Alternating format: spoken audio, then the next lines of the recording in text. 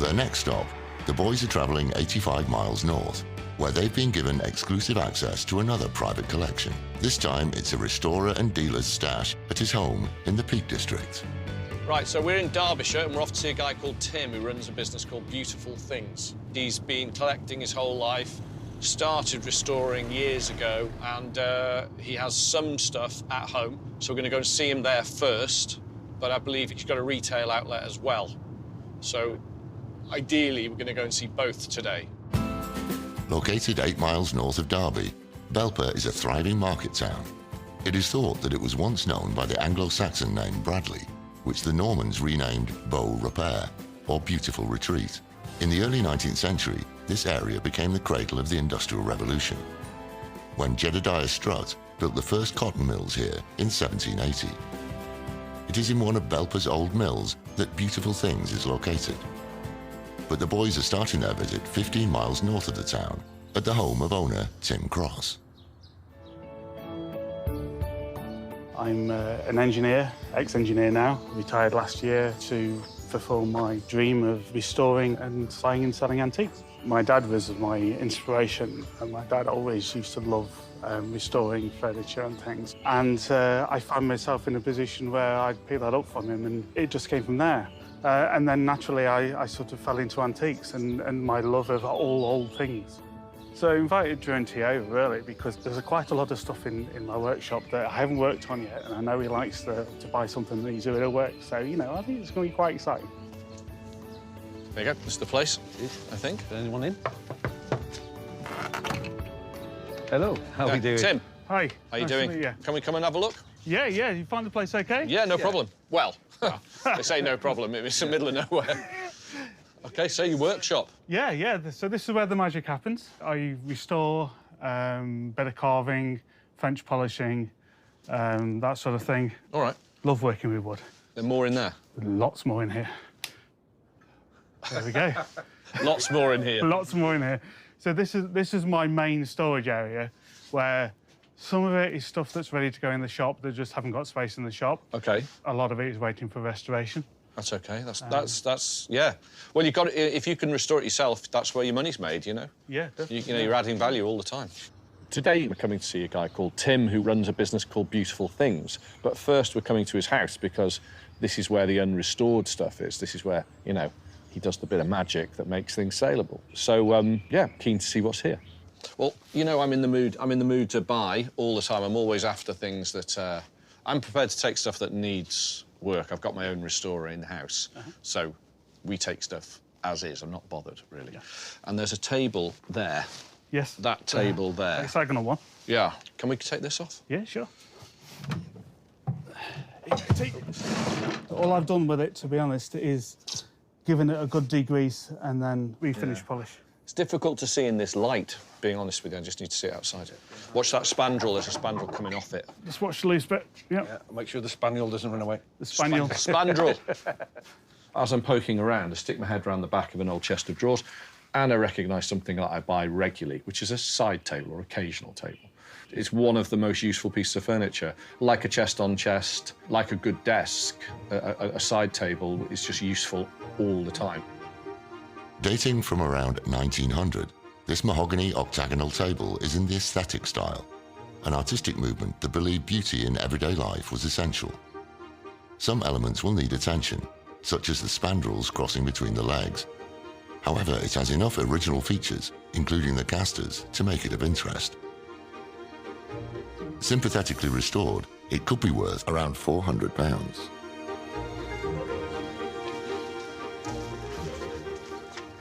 OK. What do you want for it? I'll let you have that for 150. There's work to be done there, yeah. I'm afraid. It's too much money. Make me an offer.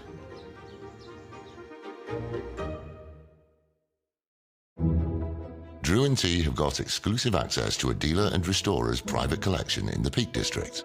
So this is where the magic happens. I restore, French polishing, that sort of thing. And Drew is interested in a table that's in need of major restoration. I'll let you have that for 150. It's too much money. Make me an offer. £100, that's it. Yeah, OK. Deal? Yeah, deal. Fine, all right. You can get a lot of tables that look like that And some of them are sort of 1,500, £2,500, and they look very similar, but the quality's better. You get that look, but without the big bucks, but you don't get the quality either. It's going to have to be repainted, it's going to have to be sanded and then polished, waxed, and there's some other bits that need doing to it. 395. So it's not a massive profit in there. That's why you've got to buy those cheap. Got to buy them cheap, because there just isn't enough money in that one. After loading the table on the van, Drew and T head down to Belper to visit Tim's showroom in an old corn mill. So is it all of the building? So it's just one floor on the first floor at the back. OK. So we have quite a big area. Big building. Yeah, 4 stories. Right, so this is yours then? This is beautiful things. Oh, you've got quite a large place. Yes, yes. Quite a large bit. How long have you been here? 2 years. 2 Oh, years well, Easter. it's working then, isn't it? If you've been here for 2 years, it's working. Yeah, I mean, making as much as I was as an employed person. Really? So, yeah. So Tim has now brought us down to his retail unit, which is in Derwent Mill Antique Centre. It's very well laid out, colourful, lots of lighting, stained glass windows, decoration, all sorts of stuff. I really like this. Ah, now. Tell me about this. It's Murano. I call it the candy vase. I happen to really love that as well. It's just the way it catches the light, you know, the fun of it being candy So it stripe. reminds me of Dr. Seuss, Cat in the Hat. Yes. It's what he'd have at home. It's what Dr. Seuss's flower vase. One thing immediately catches my eye, and surprise, surprise, it's a piece of red glass, as usual. This one is a Murano tall stemmed vase with a flash of opaline glass across the surface, particularly nicely turned. Probably looking at it, late 40s, early 50s. Good quality, no chips, no nibbles, no repairs, no cracks. Nice, very nice. The tiny Venetian island of Murano was established as a bastion of glassmaking from the 13th century. Its isolated location meant that the secrets of the industry could be kept hidden, and the risk of fire from constant burning furnaces was kept to a minimum. In the 20th century, the Murano glassmakers embraced innovative new designs. This tall red and white striped vase was handcrafted in the mid-20th century. It could be worth up to £300. How much have you got on it? 95? Yep. How much would you take for that today? I'll let you hope for 75. That's very good of you. I'll take that, thank you. Fantastic. That's rather lovely. I really like that. I really, really like that. That's fab. 95, Tim knocks it down to me at 75. Happy days. Buy that all day long for that. It's just got it. It has it all, because it's a piece that will stand alone. You can put a plant in it if you want, but you really don't have to. It's great looking, whatever you do with it. Can we have a look around the rest of the mill while we're here? Yeah. Is that all right? Because there are any more dealers here? Yeah, there's 38 of us in total. Right, OK. Well, that's going to take some time, isn't it? Yes. I knew it was an antique centre, but I didn't realise it was this big. So what have we got here? So this is John. He's my neighbour. John, hiya. How you doing? Hiya, how are you doing? All right. Can we have a quick look round? Help yourself. So, very traditional. Yeah. Have you got more space through More here? space through there. Have a look through there as well. the door. Yeah, sure. Oh, good room. It's almost like a cathedral sort of style roof. I do love these things. I mean, they were turned out by the tens of thousands, but I just really like them. Pair of Coromandel elephant book ends, circa 1960. They're all right. It's just checking for damage and missing, and then obviously you don't want real ivory, which they're not. No. Which is great. One's wood, one's bone. Yeah. As far as I remember, there's no damage or anything like that, no. Surprise, surprise, spot a couple of elephant bookends. They're in beautiful condition. They've not been messed around with too much. You know, I like them. I've always bought them. I've got this thing about buying things with elephants on. Somebody else must have done, because there's thousands of them out there. And those two little pieces over there, inexpensive, stylish, particularly well made, nice timber, highly original. Everything you want, really, in a piece. Yeah, got all their toenails, all their eyes. You got 150 on them. What can you do, if anything? You don't have to give me any. You don't have to give us money off. You know that, don't you? No, I'd like you to. I know. You don't have to. Yeah. To you, it could be 125. Yes, thank you. Yeah, we'll have those. Marvellous. Thank you very much. No, you're welcome. Yeah. Thank you. Then what it is about elephants. Always elephants. Always elephants. We haven't bought any of them for a while, though. I know. Asking 150, paid 125. Fine, a little bit of trade discount goes a long way when you buy sort of 20, 30 things in a day. And I need pieces like that, as well as, you know, £20,000 tables. I do need smaller pieces. You know, if you can't afford one of the really top bits, you can have these, and there's nothing wrong with them. The quality is still there. It's like a sort of gateway drug into the antiques world. Today we came out to see Tim, but ended up in an antique centre. I mean, you can plan all you like in the antiques business and say, right, today I'm going to drive to there and I am going to buy this. Not going to happen. Not going to happen. You can drive there, but you'll probably not buy the thing you thought you were going to buy. This stuff does not appear by magic. You have to go and look for it. But it's worth it when you find that wonderful thing. Spending the day with Joe and T today has been fantastic. You know, learning from one of the masters of the business, it's been amazing. And yeah, I hope he comes back again.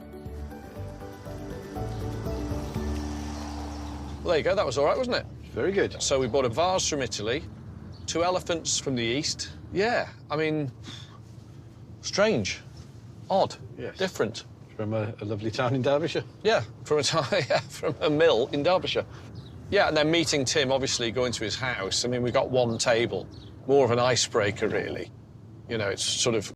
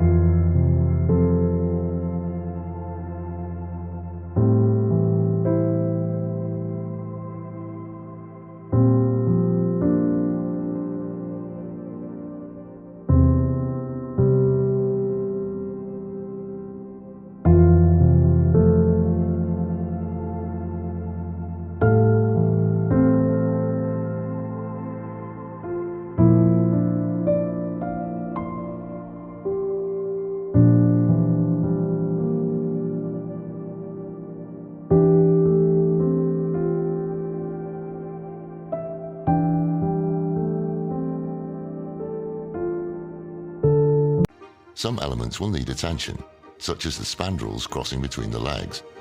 However, it has enough original features, including the casters, to make it of interest. Sympathetically restored, it could be worth around £400.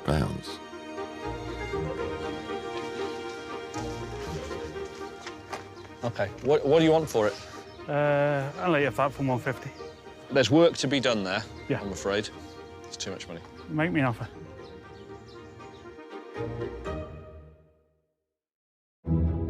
Drew and T have got exclusive access to a dealer and restorer's private collection in the Peak District. So this is where the magic happens. I restore, French polishing, that sort of thing. And Drew is interested in a table that's in need of major restoration. I'll let you have that for 150. It's too much money. Make me an offer. £100, that's it. Yeah, okay. Deal? Yeah, deal. Fine, all right. You can get a lot of tables that look like that.